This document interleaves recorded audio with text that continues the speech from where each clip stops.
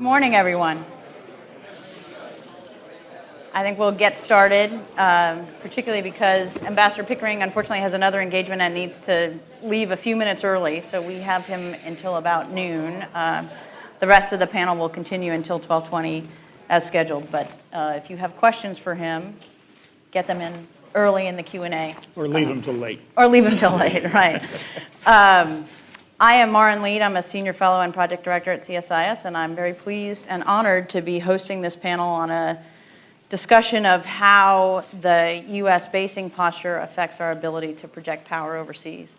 And we have a perfect array of expertise from a variety of different perspectives to offer insights on this issue.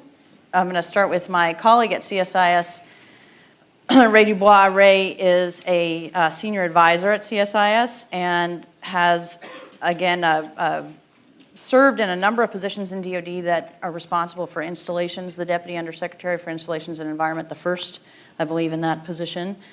Also the Director of Administration and Management and the Director of Washington Headquarters Services. So he was responsible in the mid-2000s for DoD's installations writ large. Also has spent some time in the Army and in Vietnam as part of an intelligence unit, and has a distinguished career and lived all over the world as a businessman. So he brings that perspective to this panel. Immediately to my right is General Peter Pace, who most recently served as the the chairman of the Joint Chiefs of Staff, and prior to that, the vice chairman of the Joint Chiefs of Staff, and has served and commanded at almost every level, starting initially early on as a rifle platoon leader in Vietnam, and then commanded Marine and Joint Forces at multiple echelons around the world, to include a deputy commander of both Marine and Joint Forces in Somalia, Marine Forces, Atlantic, Europe, and South, and as Southcom commander. So he also has a wide experience living around the globe and working with foreign governments everywhere, as does, from a different seat and different hat, Ambassador Pickering. Ambassador Pickering is a career ambassador, the highest rank in the Foreign Service, and has served as an ambassador, I believe, to six nations, and the United Nations, and speaks 8,000 different languages. 6, I think, different languages, to include Russia. He was ambassador to Russia, to Jordan, and United Nations. I won't help you because it's boring. It's widespread. And so he has a slightly different perspective on how the military needs and requirements for basing fit into the broader national security picture. So we're looking forward to a very rich discussion. I'd like to start off with a few comments from everyone, beginning with Ray, and then we'll work right to left. My right to left. Your left to right. Thank you, Maren. It's important, I think, at the outset to note that Maren Leed is on maternity leave, so you really don't see her. She's virtual here. Her 2-month-old son, Tate, is out there, so I want you all to go out there and say hello to him when this panel is over.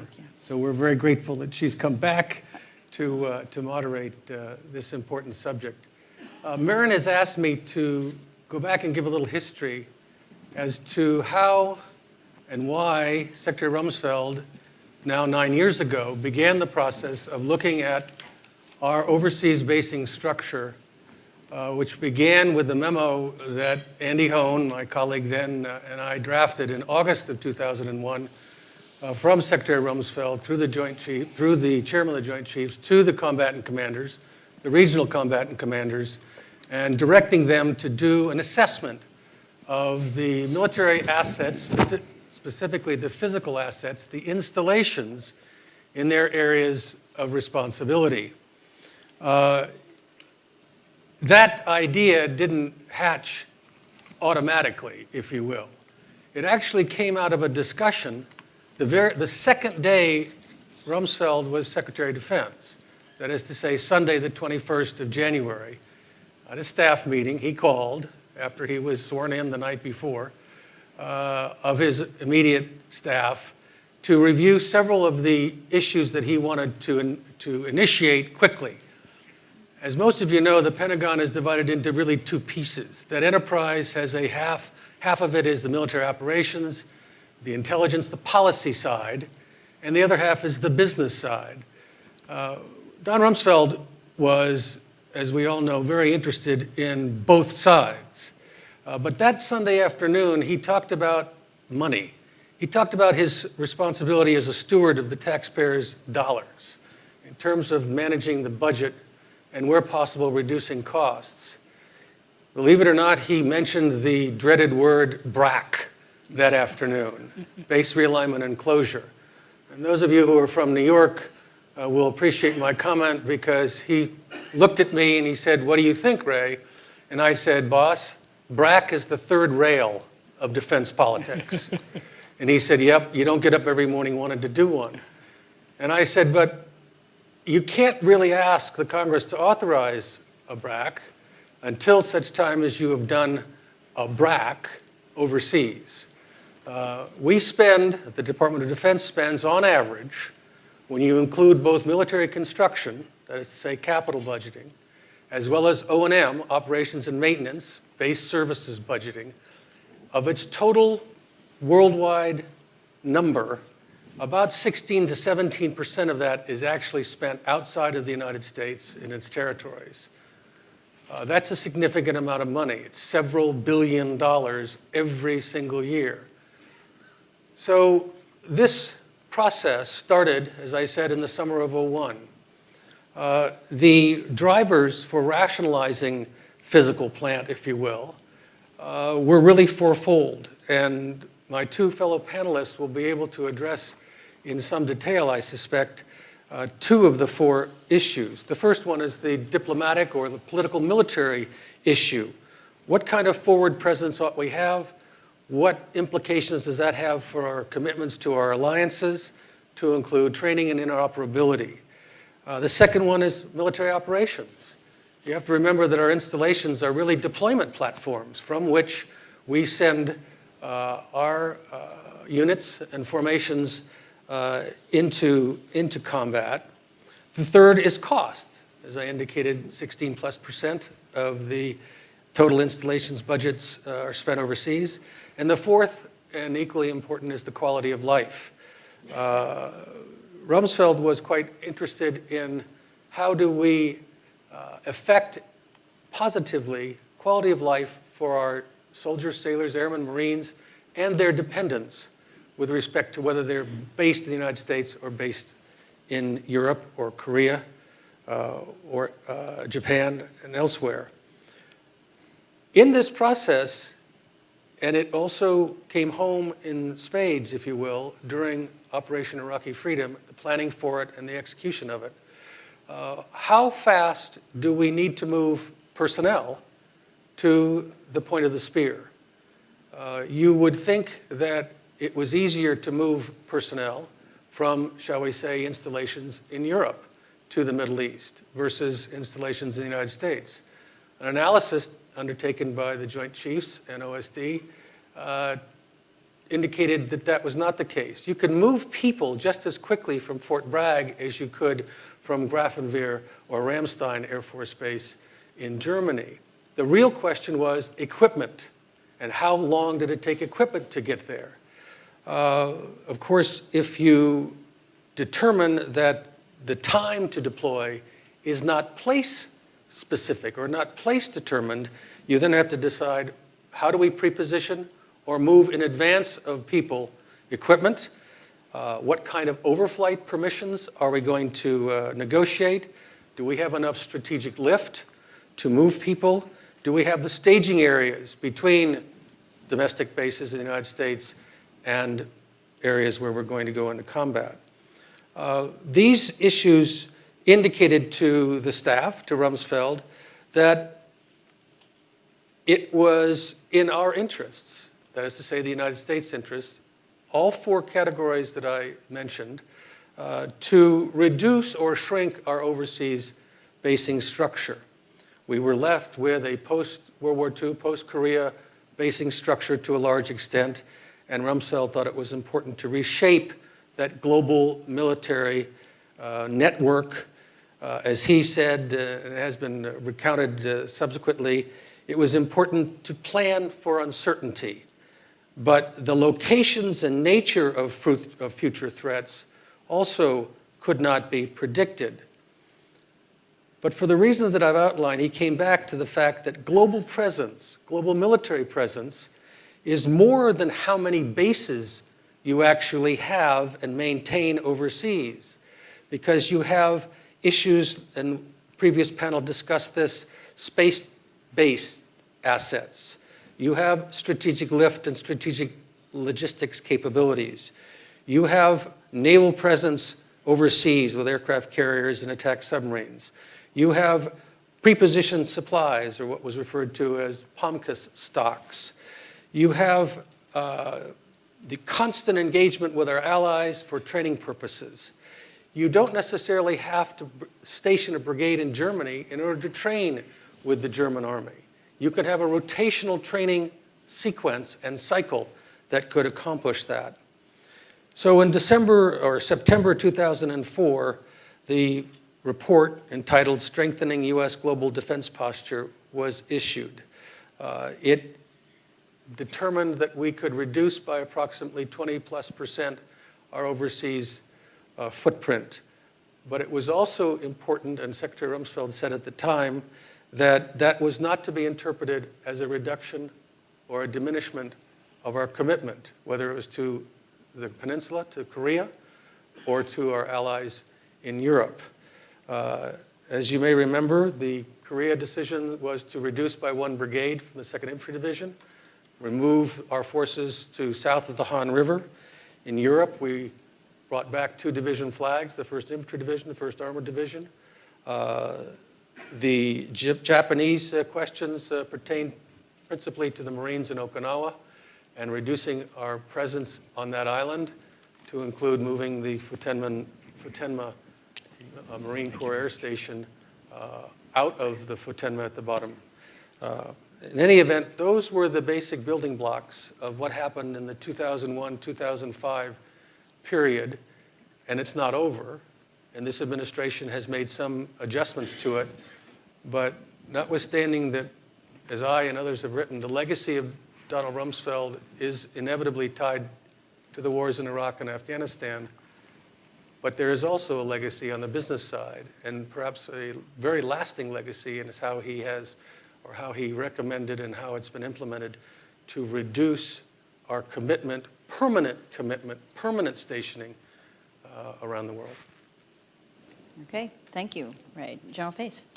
Well, thank you very much. It's great to be with you all this morning. I would start out by questioning the premise of the name of the session, which is what will be the impact on U.S. power projection with a loss of overseas bases. That seems to me to be a statement of fact that we will, in fact, lose bases overseas. I don't subscribe to that. I think that what Haas Cartwright said this morning is exactly right, that we need as a nation to reach out to our friends around the globe and have discussions with them and come to the understanding that for all of us, it's important to be able to share bases and stations and the like. So I would just bring it to question the certainty of the loss of bases. But clearly, U.S. global force posture is a statement and an execution of U.S. national policy. And you can take that in many ways. One way, if you want to see how to do what Ray just got done talking about, what would happen in the first several years of the Bush administration, a way to go about figuring out where you should be based in stations is to make the fundamental decision as a nation to what do you want to respond and how fast do you want to respond. So if you were to take a lap around the globe and say to yourself, start in Iraq and come west, you run into Syria, Israel, Lebanon pretty quick, you go south to Yemen, you come across the water to Somalia, Ethiopia, Eritrea, keep on coming, Sudan and Chad and Algeria, our responsibilities in NATO, keep on coming over to our own hemisphere, our friends in Cuba and Venezuela, the narco-terrorists in Colombia, Peru, Ecuador, Bolivia, out into the Pacific with the Philippines, Indonesia, Malaysia, North Korea, China, Taiwan, our relations with India and Pakistan, ongoing operations in Afghanistan, the challenges of Iran, and you're back to Iraq. And I'm sure I missed something in there, but if you had that as a band, for example, of places where you'd want to respond, and then you said to yourself, pick a number, we want to be able to do something in all those places inside of 72 hours, then you've got to look at basically three factors. One, bases and stations. Two, machines. And three, weapons. If you're going to respond within 72 hours, you lay out the places where you currently have your forces and places where you have agreements that you can transit and use as bases. You can draw your 72-hour circles around those based on how fast your ships can move, how quickly your planes can move and the like. And you can determine for yourself pretty quickly whether or not you've got A, the access to stations, and B, the kinds of machines you need to get the job done inside of your, quote, 72-hour response time, if that's what you've decided. If you don't, then you've got either need to negotiate more bases, or you need as a nation to take a look at your planes, your ships, your way of deploying, your means of transportation, and change those by building different machines. Or you can do it through precision weapons. And as one example, the development of the hypersonic missile could make it possible to reach anywhere on the planet inside of about an hour, if that were your decision.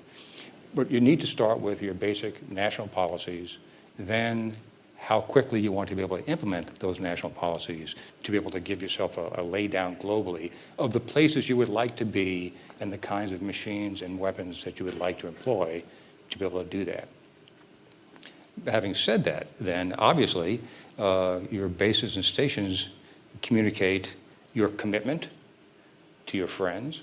Arguably, our presence in Japan has helped that nation be comfortable with a reduced size of their own self-defense forces and their own weapons. And it also sends a loud message to others in the region who might think about getting frisky. Intel is significantly impacted, in my opinion, by presence overseas. First of all, what you're able to obtain. Human intelligence is extremely important, but being on the ground, understanding the cultures, understanding the context in which you're receiving the intel, whether it be human or SIGINT or whatever, being able to, through your own experience, understand the context of the intel is extremely important. Military-to-military relationships. Arguably, one of the best ways for nations to go through the dog-meets-dog part of relationships is initially through military-to-military contact, whether it be friend or potential foe. The more you're able to live and work and communicate with your friends and allies and your potential enemies, the more you understand what is important and what is not. And living in those regions, having bases and stations is critical to that capacity and capability. I would argue also that a strong military and a strong economy are two sides of the same coin. And certainly wherever our bases and stations are around the world, including our own country, those economies have benefited from the influx of money. But also, the global economy has benefited from the stability that provides. And therefore, our own economy and the global economy have benefited, and in so doing, so has our capacity as a nation, as General Cartwright pointed out this morning, our ability as a nation to defend ourselves, to provide for our own defense, is very heavily dependent on the strength of our own economy. The last point I would make is perhaps not what you came to hear, but I do believe that there's a very real impact on where our bases and stations are around the globe on our ability to recruit young men and women to serve. There's no doubt that young guys and gals out there have adventure in their heart, and join the Navy and see the world. There's more than just a slogan there. Clearly, the opportunity for Pete Pace from Teaneck, New Jersey, to join an armed force and have a chance to travel around the world and live with people and do what we believe is good work in those countries has an impact on our ability to recruit quality people. So it's not what would normally come to mind, but I do believe when you talk about the impact of potentially losing bases and stations, you have to look at the strength of your force. The fundamental strength of your force is on the quality of the men and women who serve in it, and to some extent, the ability to live overseas and to have your families over there and to get worldly education is a major factor. Thanks. Thank you, General. Ambassador. Thank you very much. It's a pleasure to join the panel, and obviously it's an interesting and many ways commanding subject for us as we look ahead. Just an aside, General Pace, I'm delighted to join you. I had forgotten you came from Teaneck. I come from a town called Rutherford, and we used to play each other in high school sports frequently. I can't remember what the record was, and I better not. I kind of start from the presumption that the political military side of the equation has been one of the traditional and more difficult areas to deal with. That means, to begin with the kind of obvious start, that bases in my view are neither all good nor all bad as we look at them from a foreign policy and national security interest perspective. Some of them are probably both at the same time more often than we would like. And the job is obviously to get the right structure, and I think General Pace outlined precisely how you want to get there, and to bring into play the factors that Secretary Rumsfeld put forward on the 21st of January as he started his new job. And I'm delighted to hear that we can remember Secretary Rumsfeld for more than just the complaints about Iraq and Afghanistan. And I'm delighted to hear that his approach to the whole base question attempted to bring in what we would all call these days as much of a whole of government, significant look at it as possible. I have done two things which may border on the puerile, if not the totally simplistic, but sat down and did the Richard Nixon thing, took a legal pad and tried to say, what do bases do for us, and what are our problem areas with bases as a kind of predicate for talking a little bit about how we might think about these in the future from the political military perspective. And obviously General Pace has made the case very clearly. The first question we've got is how do we maintain our national strength and defend our country? And bases are an intimate support mechanism and indeed functional and operational base for making that possible.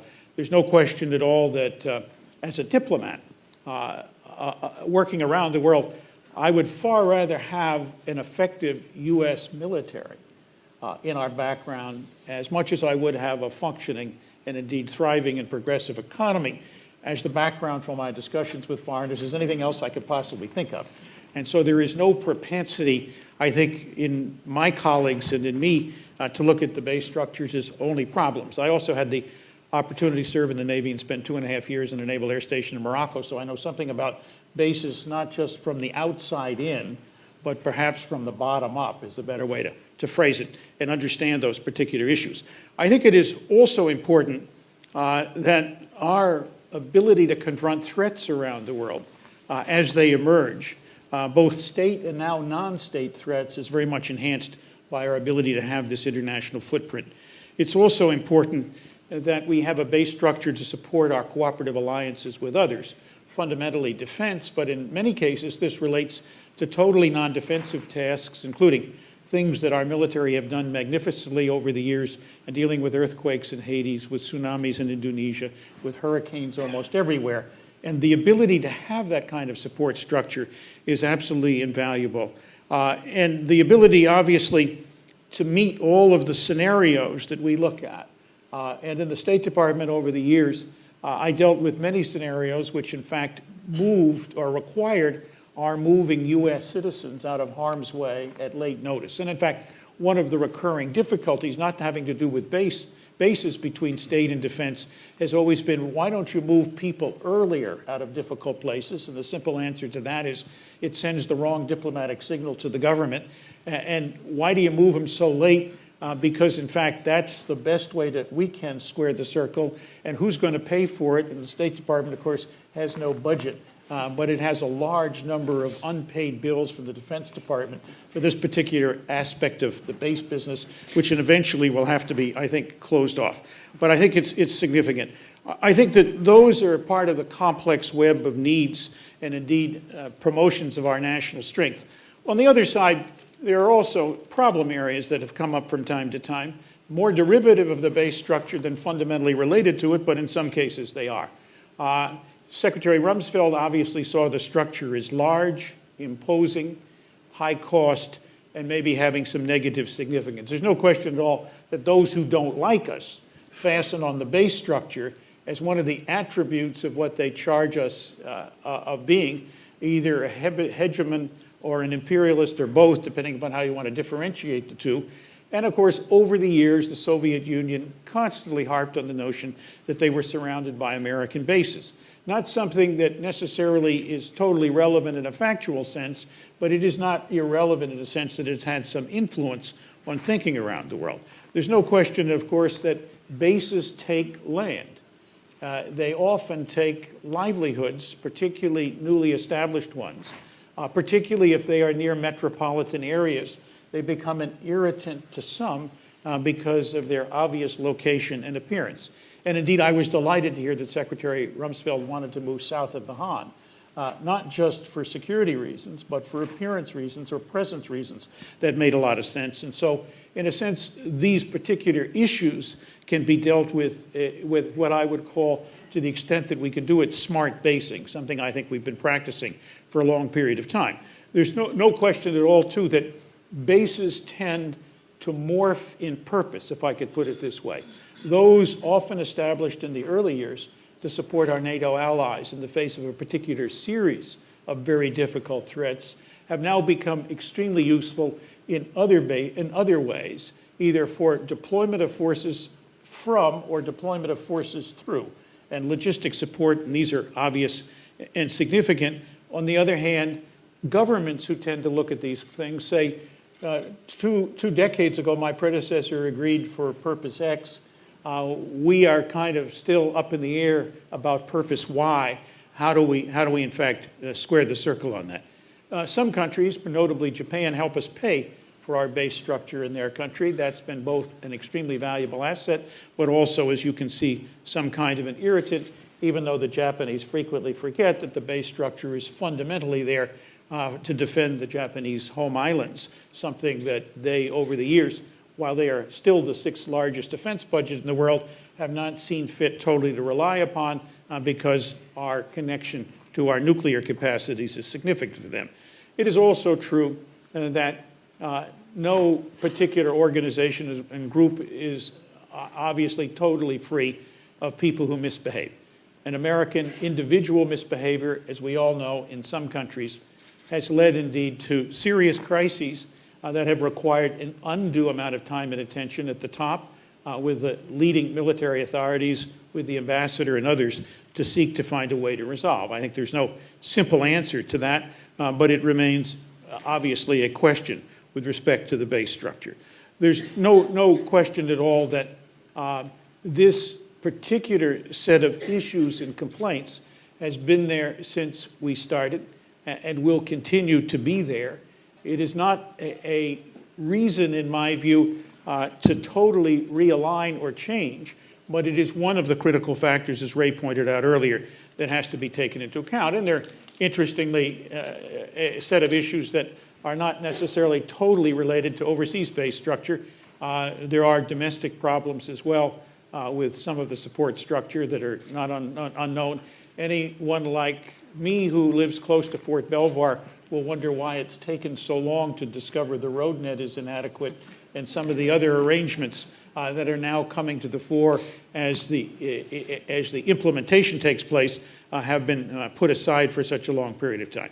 I think that I see, as we move ahead, tremendous and increasing importance attached to several aspects of dealing with bases in the political military context.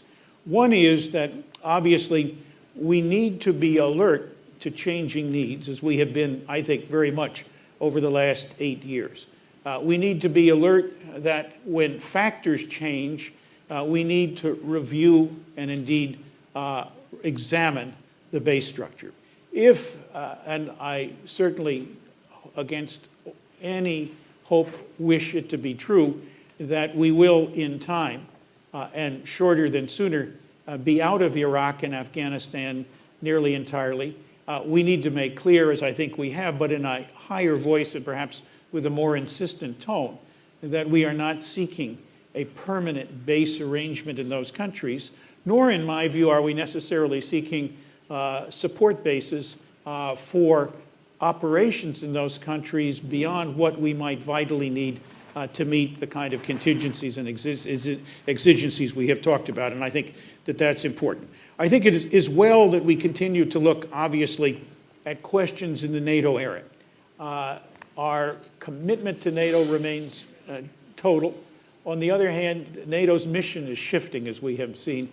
The Fulda Gap is perhaps now much less important than northern Afghanistan for both of us, even if there are concerns in some areas in the European side about the latter. I think that our ability to operate effectively against terrorists on a worldwide basis is an extremely important imperative, but it has helped us, I think, to do a couple of things. Reduce the size of our overall presence, relate that presence, special forces, intelligence collection, and ability to move quickly to the specific needs that we see with respect to terrorist operations, and I've named only a few. And we need, I think, increasingly, having spent time in the Navy, General Pace, I think, will not disagree with me, to continue to look at sea-based forces and air forces sea-based as extremely important and valuable ways to support our structure. It's not total without the necessity for increasing the size and scope of our footprint overseas as we go ahead. And then finally, I would say that technological change is obviously a current imperative, but also an aid. Predators, while launched locally, can be remotely interpreted and commanded. Much of our communications intelligence system can operate effectively in that mode, which reduces, if not eliminates, our footprint and indeed the size and scope of what we're doing.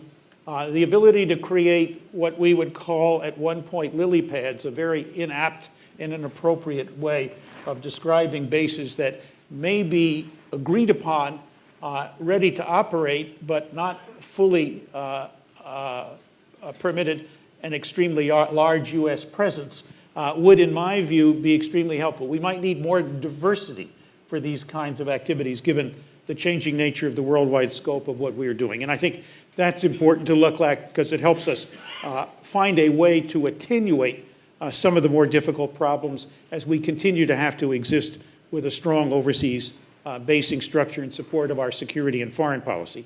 I think finally, and this may be something that we ought to look at, I don't think a BRAC every stated period of years is the right way to go.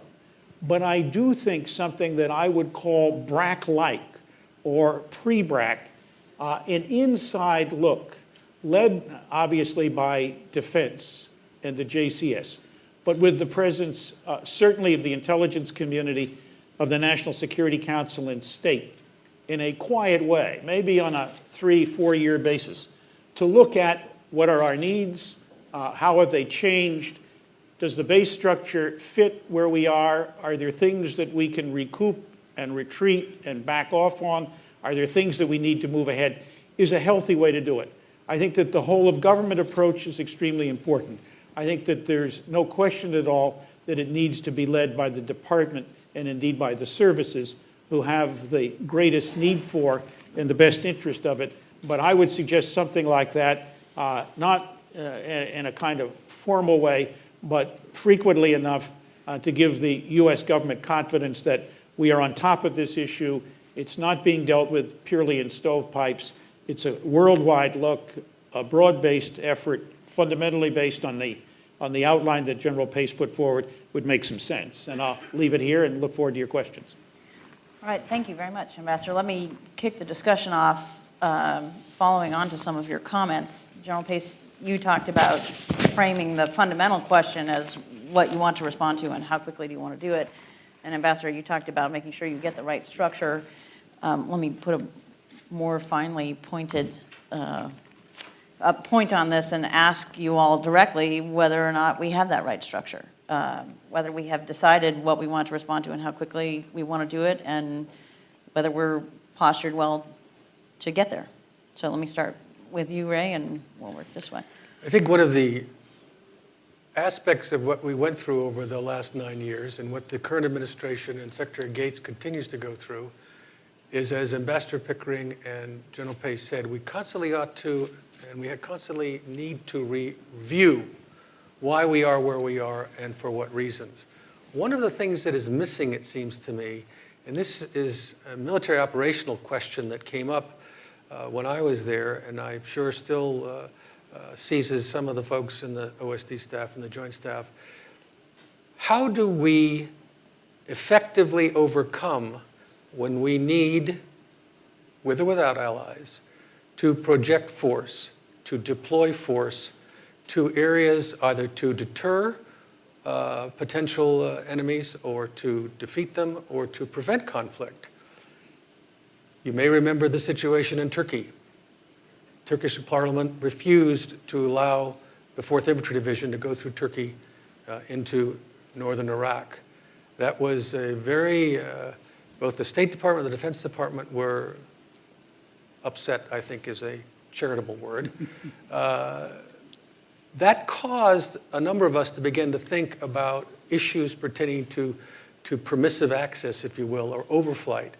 And I suggested that we begin to negotiate, State Department with the Defense Department, with a number of different countries, to wit in particular Africa, to allow for not permanent bases by any means, but access to bases for gas and go, for staging, with minimal presence. I remember when I was asked to come to Manila in the Philippines, and the headlines in the paper the morning I arrived was, Secretary DuBois arriving to negotiate new bases. This is, of course, after we had left Subic Bay, and I was compelled to immediately call a press conference and say, no flag, no forward presence, no families, no facilities.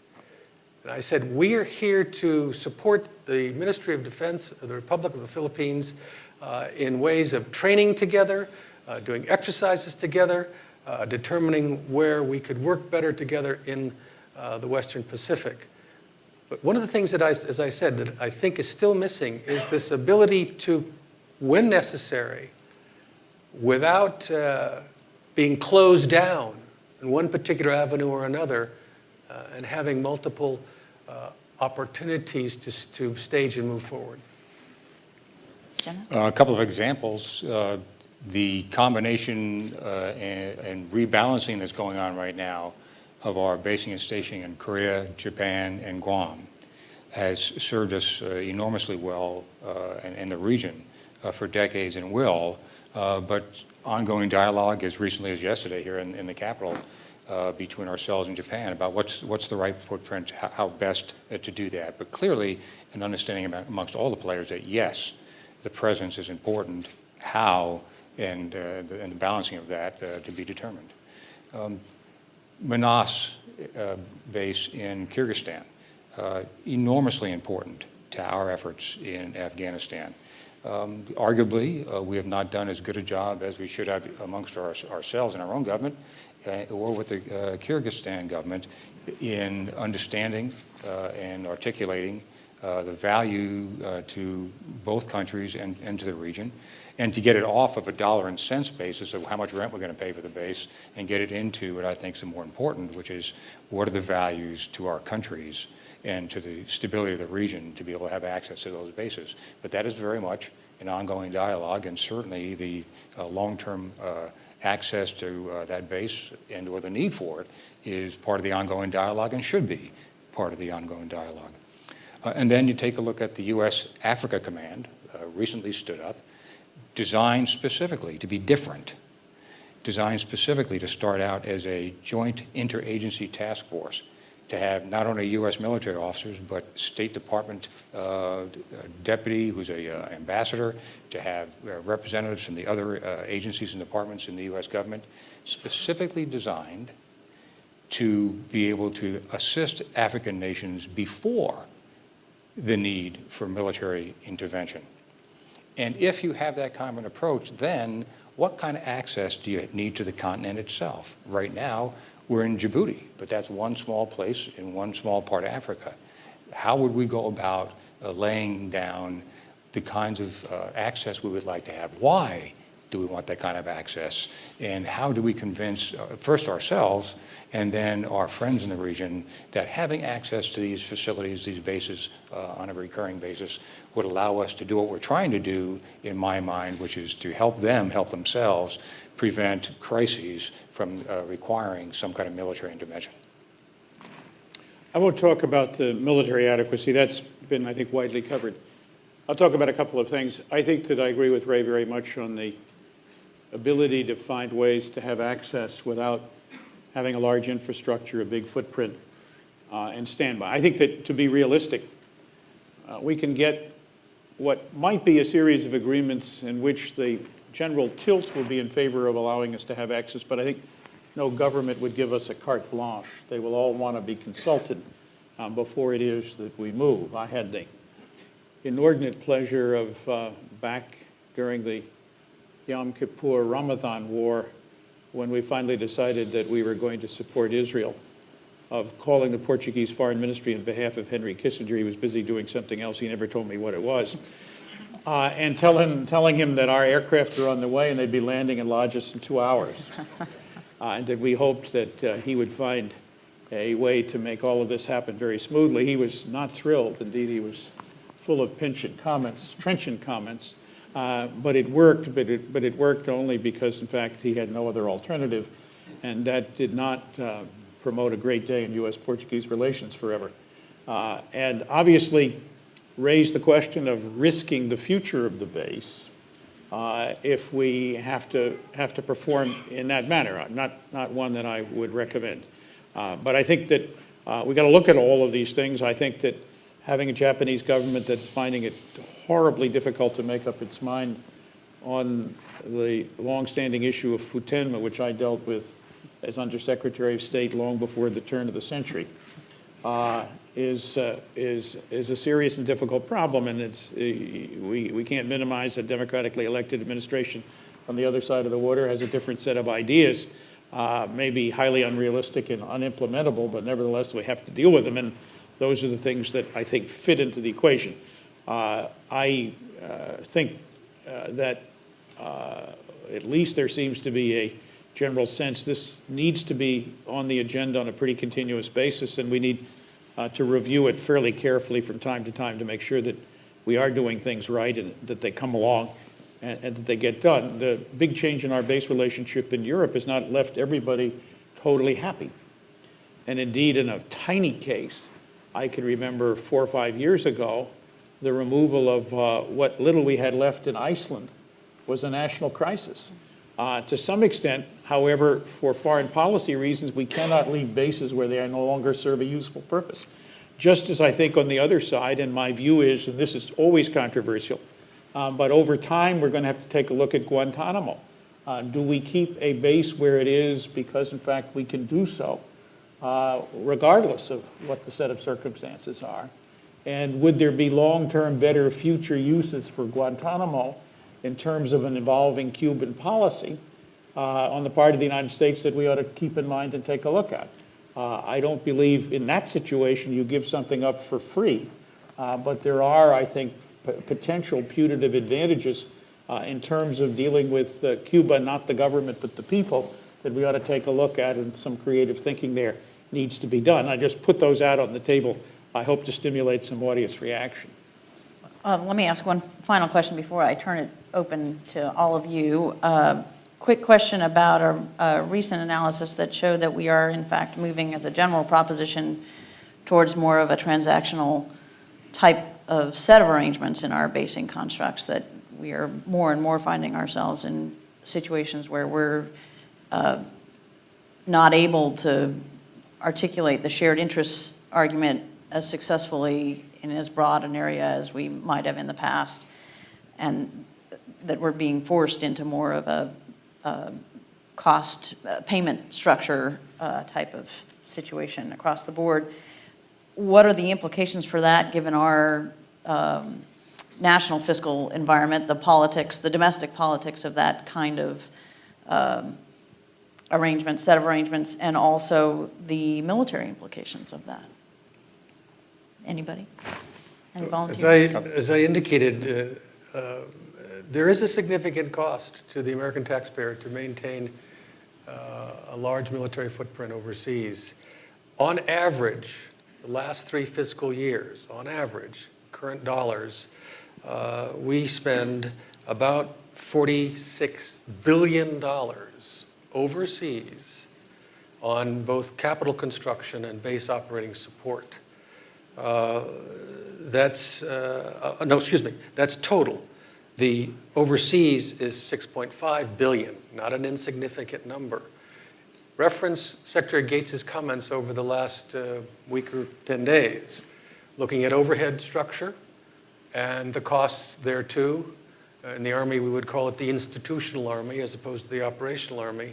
I think that we have to look at these kinds of costs, but not at the expense of building partnership capacity, as was discussed in the QDR of 06 and the recent QDR 2010, but building partnership capacity, working with our alliances, forward presence, be it for intelligence purposes or training purposes with our allies and friends, is not necessarily directly related to permanent stationing of our military assets. And I suspect, Ambassador Pickering, quite right.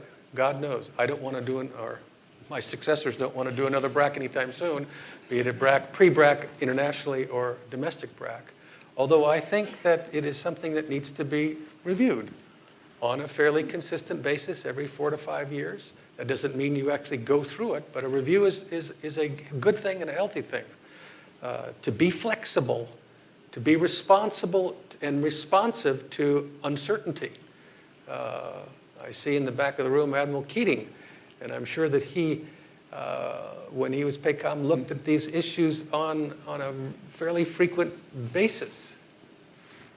Could I just, Dr. Leeds, address one aspect of that question, which is the nagging and difficult one, and you mentioned Manas. Should we pay rent for bases? Ideally, no. And I think that's been the Defense Department position. I think it's been supported by the State Department. If you do, you get into odious comparisons, potential for a bidding war. Who sets the price? Does it go up if the circumstances get tougher in terms of your dependence? None of this you like. Partnership is tremendous, and partnership obviously has to have shared mutual interest. The problem is there isn't always obviously a shared mutual interest in the presence. Then the question has to be what short of rent can help. And of course, there's obviously the payroll on the base. There are facilities that may be left behind for short stays or otherwise. There are military assistance programs which can support mutuality even if the base isn't seen in that light. That can be put in, and they all have to be considered, and they're part of the complexities of dealing with the political military side of the equation, but they need to be out there. In the last analysis, I suppose, as it has come to be with respect to Manas, the issue of funds can't be avoided. One would like to see them out of the category and rent into the terms of mutual assistance if you could, just for the sake of avoiding the kinds of things that I've raised. I had one interesting example. On behalf of a purely private foundation, we approached the Defense Department for a program that would in fact take care beginning in parts of Kyrgyzstan with the 30% of the kids who are infected with worms in that part of the world. And unfortunately, it took us a whole year to have the Defense Department come to the realization that this might really be a beneficial effort, particularly when the program was centered around using medical consultations with the Kyrgyz at Manas as a centerpiece of the activity. And I was disturbed. Now, some of that came in the middle of negotiations about the future of Manas, and I can understand why defense had its problems. But it seems to me those are tremendously interesting activities. They are relatively low cost. They can do a great deal to generate the kinds of things that are going to adhere to the benefit of our service members and indeed of our base structure in the country. And those could be done collaboratively across the government in ways that I think would be mutually helpful. And I think we need to think more about how to do that. I think that there are whole of government possibilities here that once we can get it out of the stovepipes, we can look at it. Maybe a broader consultation about the future of bases can also begin to take into account, are there better things we can do across the government to make sure that our current structure stays in place, or that our expanding structure, if we need it, is widely and mutually supported across the government to make those things happen. Yeah, this is fundamentally relations between sovereign nations. And dollars and cents are background noise and really not the issue. When we went into Afghanistan, we had access to bases in Uzbekistan. I cannot speak for the Uzbek government, but I've got to presume that one of the reasons that they let us use their base was because it was in their best interest to have us do something about the Taliban next door, and that it was in their best interest to help us help them fight the terrorists inside their own country. Over time, for their own reasons, they elected to have us leave. So it's very much about discussions among sovereign nations. I believe, as a nation, that we do too much talking at other people and not enough listening to other people. But I think if we listen, we can hear the kinds of opportunities that Ambassador Pickering just spoke about, which is, what is it about this situation that's important to you, country A? How is it that together we can solve your problems and solve our problems? There's enough opportunity out there to find things that work. If you take any issue, just like relations between individuals, relations between countries boil down pretty quickly to, there's 10 to 20% of what we want to do that they don't want us to do. There's 10 to 20% that they want us to do that we don't want to do, which leaves us 60 to 80% in the middle. That's good for both people in both countries. And if you talk and listen, you can get to that fact and get to the meat of the issue. When dollars and cents are being talked about publicly, it's about something else. That's the public issue. But the real issue is that we have not scratched each other's itch with regard to fundamental value to the countries involved.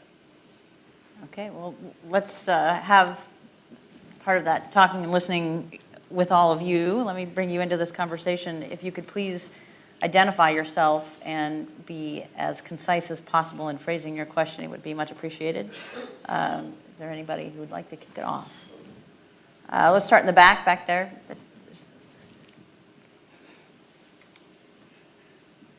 Hi, I'm Christine Shank with Booz Allen Hamilton. I was wondering what your thoughts are on how sea basing may solve or not solve some of these challenges that we have with overseas basing. Being a Marine, I think sea basing solves every problem. The truth of the matter is, and I think Ambassador Pickering mentioned it, is that it is a solution to part of the problem. And it certainly allows you to be forward deployed without being intrusive. And it allows you to have enormous capabilities deployed. But the fact of the matter is, as wonderful and as strong as an aircraft carrier battle group is, and it is, and the fact that it can be anywhere on the planet that's covered with water for the most part, and they are, at the end of the day, you can generate many more sorties of airplanes per day from a land-based airfield than you can from a sea-based airfield. So you get to a point where your ability to generate the kinds of activity and power that you need from the sea base reaches a limit. And it just needs to be part of your solution. It is a great solution for places that you haven't thought about having to go. Arguably, very few people in our country were thinking in 2001 that we'd have to deploy to Afghanistan. The war games were based on going to help in Korea or to Iraq or Iran or someplace like that, but not to go into Afghanistan, yet that happened. And our ability to quickly respond with sea-based forces as we generated the agreements locally with Uzbekistan, Pakistan, et cetera, to be able to get in on a land-based basis and then build that capacity were all very important. So sea-basing, you bet, but not exclusive. Anybody else? Okay, right here.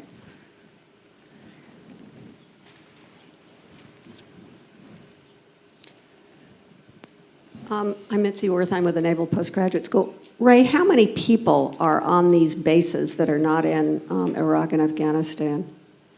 Going back to 2001, we had slightly more than 100,000 military personnel, not dependents and families, but military personnel basically in Europe, and slightly less than 100,000 basically in Korea, Japan, Okinawa, and so forth. We had a total worldwide overseas of 250,000. The idea was we would reduce by 70,000, bring 70,000 back to the U.S. bases, U.S. domestic territories, CONUS, et cetera. Now, of course, the United States Army active component has increased its size by some 75 to 80,000 men and women. Accommodating them, of course, most of them are in downrange in Iraq and Afghanistan. So those are the numbers, Mitzi. Were you going somewhere with the numbers issue? Well, I was interested in what would be the ramifications here in the United States, both in terms of facilities, right, whether or not it gets impacted there, and also the question of bringing all those folks back and what are the jobs you give them. I mean, these things never have a one-off solution. They have second, third, fourth, fifth order consequences. Quite correct. When I was in my previous jobs, I remember looking at Fort Bliss in El Paso, Texas, and doubling the size of the Army's active component at Fort Bliss, having to sit down with the mayor and the town council and the school board chairman, and talking through the issues of infrastructure, schools, roads, housing, so forth. Interesting, and this is slightly off the mark, if you will, but one of the issues that we have overseas when we permanently change station with a family is spousal employment. And that's a big deal today. You move Sergeant DuBois and his wife and his 3 kids to Germany, and my wife is a teacher or physician's assistant, or she can't get a job over there. So that's another aspect, small though it is, but an important one of quality of life when it comes to overseas versus domestic. The issue about do we have enough facilities in the United States, subsequent to our domestic BRAC, to take back, if you will. And this is an issue right now that's slowing the return of brigades from Europe, pure and simple. Number one. Number two, question mark, will we keep the same active component and strength in the Army as we draw down in Iraq and hopefully eventually draw down in Afghanistan? The answer is no, we won't keep the same. I don't believe we'll keep the same end strength, 575. Other questions?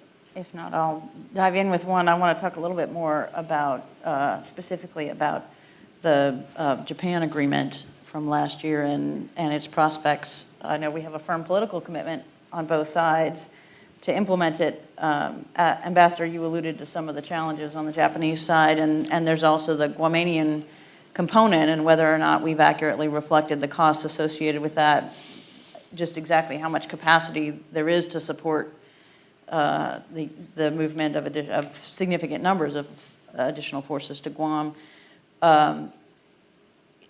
Did we make a commitment that we can keep? Did they make a commitment that they can keep? What are the implications for U.S.-China, U.S.-Japan, and Japan-China? and the region as a whole? Let me start. I think that we have got basically out there some differing ideas. So there is no agreement. And so the question of keeping it is a moot point, even though there were agreements with past governments that we thought were going to be kept, and they're a source of irritation, but not necessarily a source of celerity in how to get the problem solved. I think that has to come. I think that the presence is very significant for continued defense of the home islands, but we are also looking at flexibility. We have been for the last 2 decades. And I think that that combination has to be made to work. People will disagree on numbers over time. We would hope that, in fact, we get a military consensus about the right numbers in the right place. I would argue, obviously, it's easier for us in principle in a foreign policy context to put bases in American territories. On the other hand, it is not easier necessarily politically if, in fact, they begin to sink under the weight, which is a different sort of problem. We have stayed away from the Northern Marianas, the Commonwealth, except for some limited functions, and one wonders whether that's doable or not. I don't know enough of the local politics to have any idea. Guam is considerably farther away, better located for some missions, but not so well located for others, and I think those are the kind of questions that all have to be hashed out. Those are the sort of things that, in my view, would be part of a process, formal or informal, of reconciling the structures. And the only distinction I would make is that if you treat each one in a stovepipe, you lose synergies, and you open the door to what we would call unintended consequences. And I think it's useful to do that as a broad brush thing. I think there will never be a day when we do not have an ongoing negotiation of one kind or another over one or a number of what our bases are. And I think that's probably a good thing. I think it fits with my sense of the model, is that we can't rest on our oars for long periods of time and expect everything is going to continue to be the same and there will be no changes. And indeed, the world situation and our friends and allies and our base hosts around the world are not going to let us do it. And it is always better, in my view, if you're dealing with a set of issues, to be ahead of the problem and in front of it than it is to be caught at the end having to answer increasingly more difficult questions from people who are otherwise friendly supporters. Yeah, the relationship between the United States and Japan has this piece to it and this piece to it. And in 1994 to 1996, I was the deputy commander in Japan. My responsibility for the U.S. military was to be part of the team that negotiated with our counterparts in Japan for the replacement of the air facility at Futenma. And in 1996, we had an agreement. And Kurt Campbell, who's now the Assistant Secretary of State, was the prime negotiator from the State Department, and I was the prime guy from the U.S. military on the ground in Tokyo. Obviously, our governments were giving us the guidance. But we agreed, and the governments agreed in 1996 to move Futenma, et cetera. And it was to be done, and was going to be done, by 2006.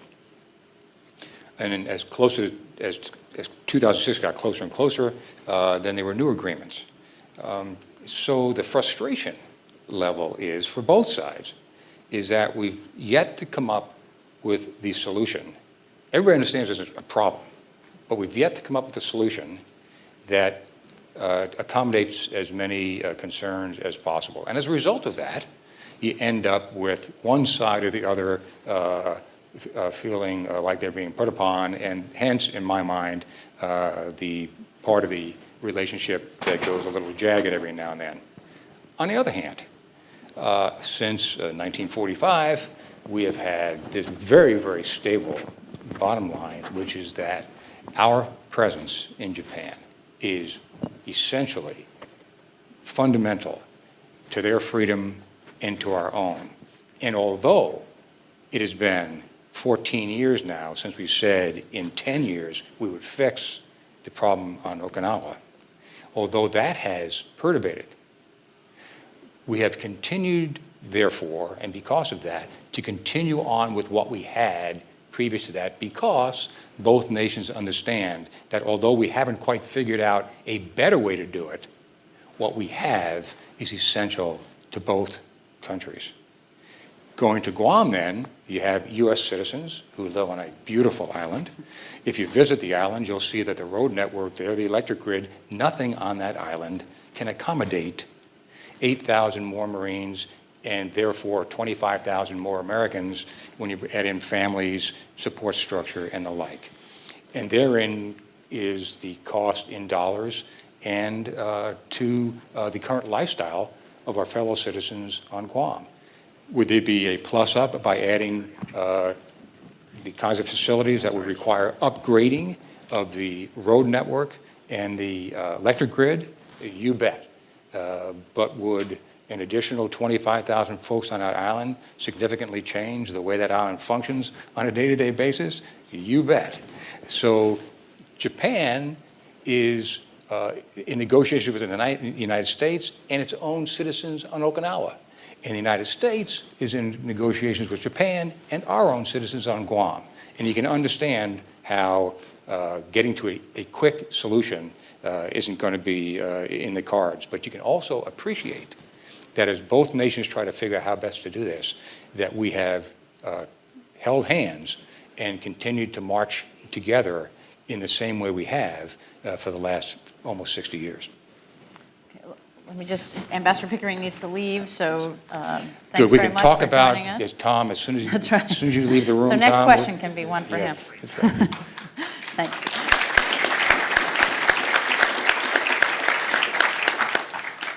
If I could, Maren, the overseas negotiation, or the negotiations with respect to the Futenma Marine Corps Air Station, you must remember that Okinawa, the island, was a United States military installation in its entirety up until 1972, when it reverted back to Japan.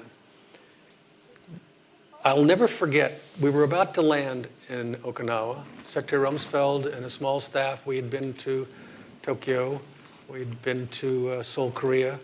On the way back, policy in OSD wanted him to visit with the governor of Okinawa.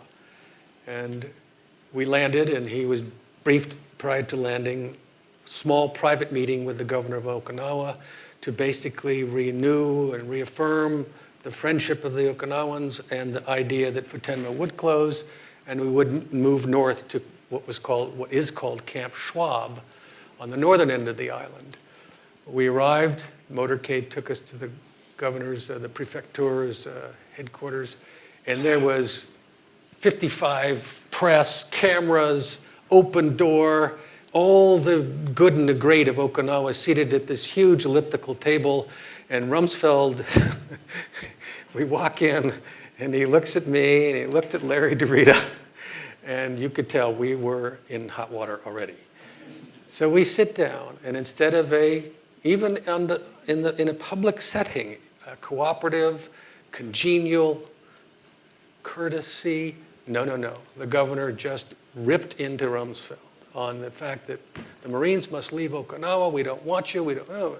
This went on and on and on. I saw the jaw set. I'm sitting next to him. Richard Lawless was there too. And I was going, oh my God, what is going to happen? Former captain of the Princeton wrestling team is going to take him down. No. He was very cool, calm, and collected. He said, thank you very much, Governor. I appreciate your concerns. I will take them in advisement. Staff, time to leave. So back on the airplane, and you can imagine what happened. He said, I'm never going back to that island again.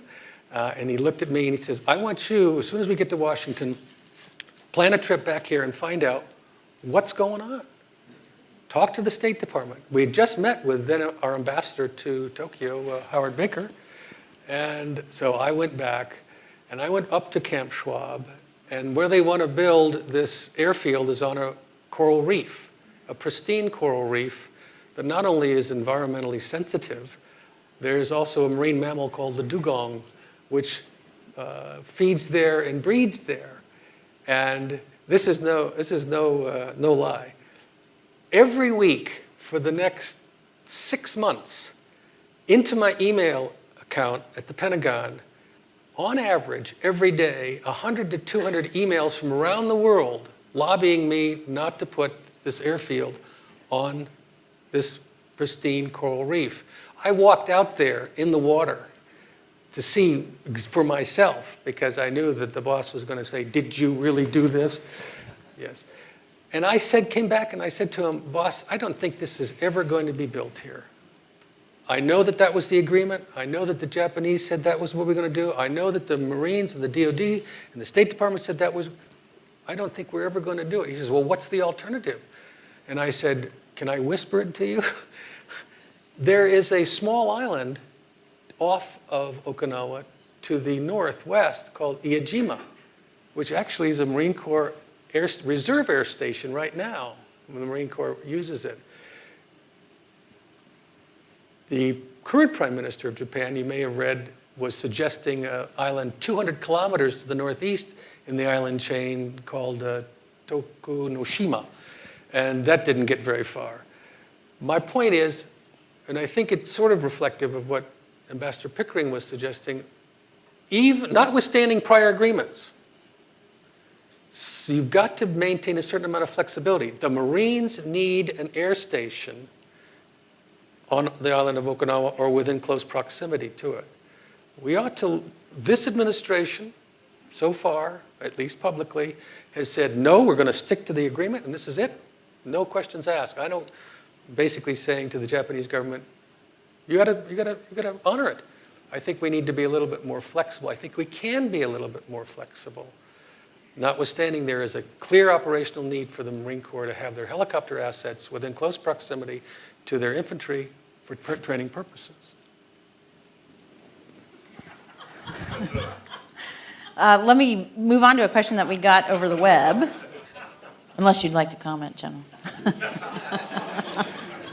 No, I think, in all honesty, whether or not I agree with Ray makes not anywhere near as important as the fact that truly right now, as we sit here, there are Japanese negotiators and U.S. government negotiators who have the responsibilities for their governments to help find the way.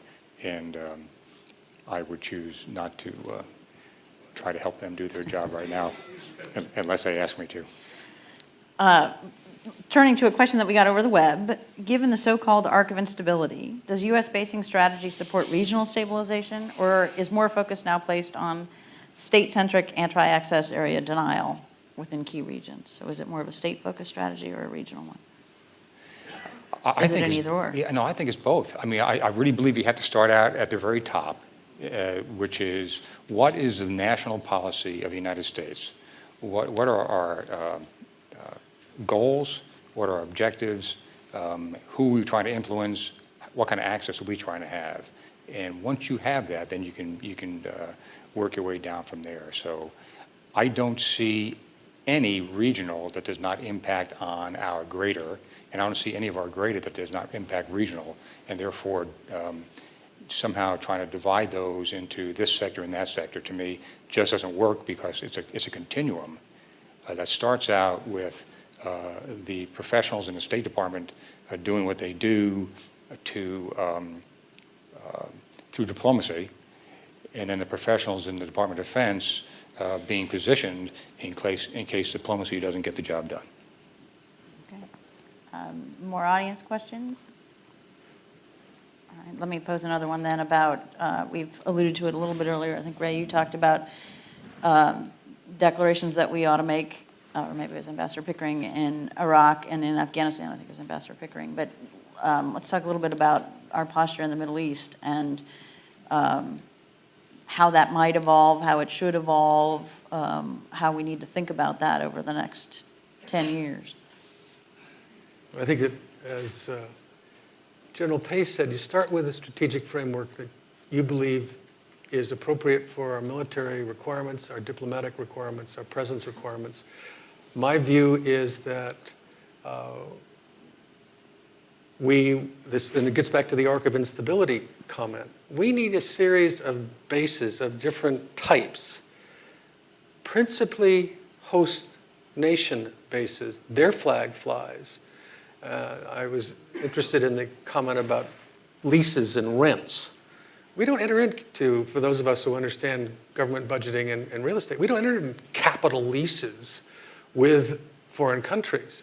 We do, however, have constructs for usage fees and other ways to, quote, compensate for the use of an airfield, a port, a military training area, etc.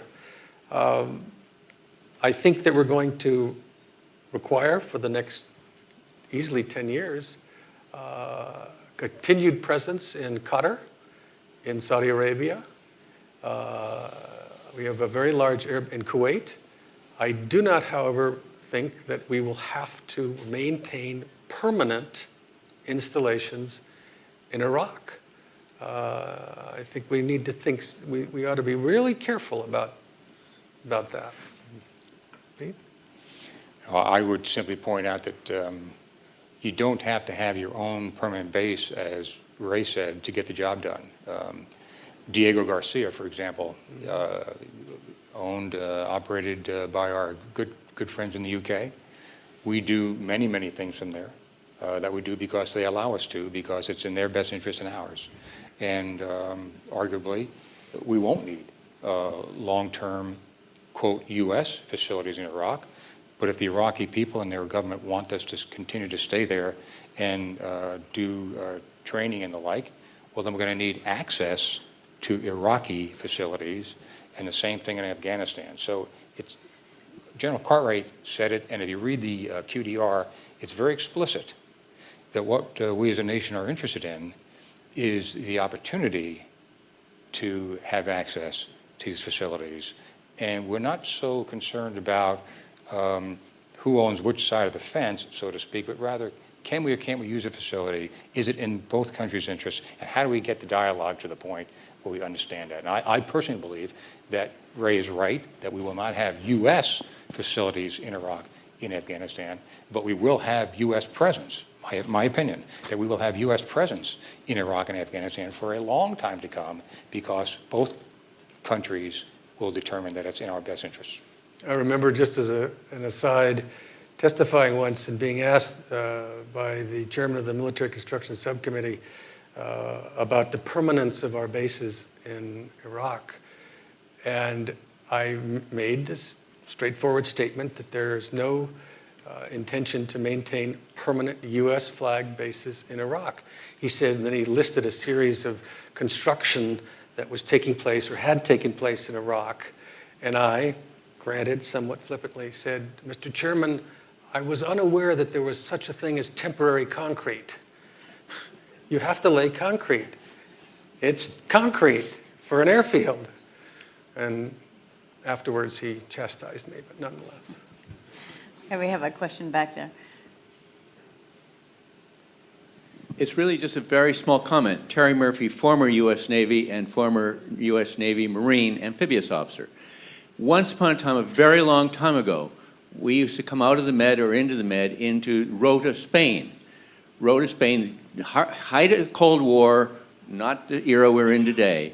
Rota, Spain was under the Spanish flag, and there was a Spanish rear admiral commanding the base at Rota, Spain, where there were any number of U.S. uniformed people whom I remember quite well. So I think there's plenty of precedent for that. Thank you. As a matter of fact, I inspected Rota and sat with the Spanish rear admiral. There was far more United States naval presence on the Spanish naval base at Rota, notwithstanding it's their flag. But I will remind all of us, and this gets back to a comment made, notwithstanding with respect to Guantanamo, when the United States historically has been asked to leave, we've left. Whether it's Clark Air Base or Subic Bay in the Philippines, or in the case of Spain, Torreon, we had a United States Air Force base there. The Spanish did not want us to continue. We left. And we left the cement. And we left the cement. Gentleman back there in the glasses, sorry. I guess you're both in glasses, but for the back, sorry. Albert Seligman, retired Foreign Service officer, who at one time or another spent some time in the policy planning staffs of both Defense and State Departments. Couple of comments which really adumbrate I think a consensus that I see from the previous remarks. One is the permanence of agreements. And this is going back to the Fatima dilemma. Fatima dilemma. But we had an agreement once, a security treaty between the United States and Japan. And it could have lasted indefinitely, maybe, or more likely for just a year or two more, because it enabled us to intervene in Japanese internal politics, to do whatever we want, whenever we wanted, and no consultation with the Japanese government. But we got ahead of the power curve and renegotiated the security treaty. There was a bit of fracas at the height of the Cold War, but it was accepted throughout Asia. This is 1960, the renegotiation, and it has stayed in place. Now, Okinawa has an interesting side to it. We got ahead of the power curve there also by not waiting until it became such an issue in Japan that we might have put the treaty itself in jeopardy. We agreed to return administrative rights in Okinawa. There was no requirement that we ever had to do that, but we got ahead of the game. 20 years later, there was a huge celebration in Japan sponsored by the Japanese government inviting anybody who had anything to do with that agreement to revert administrative rights to Japan. But all the celebrations, all the symposiums, everything that accompanied that from tea with the emperor on down were in Tokyo. And the Okinawans have always felt a little bit left out of it. And that is part of what is going on today. I'm just trying to suggest what others have said, that you can't just stick to the letter of the contract. And you have to factor in a lot of considerations and show a little flexibility from time to time. I think we have time for one more before I get in the way of you and lunch. Maybe two more. We'll do these last two, and then I'll let you eat. We have mics. Let's start here and then we'll go over there. Yeah, right here. She can't get Just- through. This lady right here. And can we have another, is there another mic back there? Can you come? Go ahead. Fumika Tori with the Sekai Nippo. Thank you, gentlemen, for your views. Going back to Fatima, as we try to resolve this issue between Japan and the U.S., or domestically in Japan, there's a delicate balance between flexibility and what's good for the Marines. Where does the U.S. draw the line in terms of flexibility? How far can the U.S. go, for example, moving the bases, moving the operations? And where does the U.S. draw the line, say, we can't do this because this is not good for the operations of the Marines? Without being overly glib about it, wherever the President of the United States draws it. So the U.S. Marines will argue, as they should, that they are an air-ground logistics force, and that they are the strongest when their air wing and their ground forces and their logistics base are together, able to train together and operate together. So from a pure military standpoint, having those elements together, training together and operating is exactly what your U.S. Marines should be saying to the U.S. government. When it gets to the government-to-government level, you could see a situation where the government might say, we hear you, military, but the greater good for the nation is to do A or do B.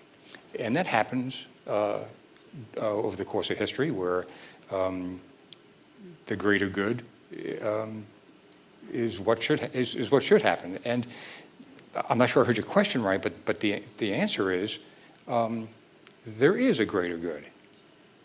And it is not always the best solution for the military. So the line that I would help draw if I was helping with the pencil would be to draw it in a place where you do not lose your capacity to use those forces.